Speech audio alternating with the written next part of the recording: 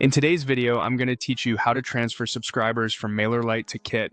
By the end, you'll have your list safely moved over with fields correctly matched so you can keep sending without missing a beat. Start by heading to your Mailerlite dashboard. Once you're in, open the subscribers section. This is where your full list and any filters or segments you've set will display. Look for the Actions menu, then choose Export CSV. Mailerlite will prepare a CSV file containing the subscriber data that's currently in view. When the export is ready, click Download and save the file somewhere easy to find, like your desktop or a clearly named folder. It's a good idea to keep this CSV as a backup of your list and to make sure it's the most recent export before you move on. Now switch over to your Kit dashboard.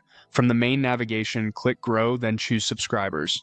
Here, select Import CSV to start bringing your list into Kit. Click, choose a file to upload and pick the CSV you just downloaded from Mailerlite. After the file loads, you'll see a screen to map your columns. This step is crucial. Match each column from your CSV to the correct field in Kit. Make sure the email column maps to email since that's the required field for every contact. If you have fields like first name, last name, or custom fields, map those to their corresponding fields in Kit so your personalization stays intact. If a column is something you don't need, you can leave it unmapped.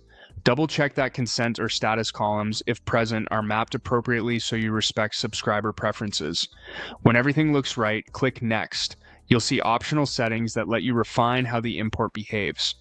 Depending on what's available, you might organize subscribers with a tag or specify how to treat existing contacts. Choose the options that best match how you manage your list and comply with your subscribers' permissions. When you're ready, click Start Import. Kit will begin processing the file, and larger lists may take a little time.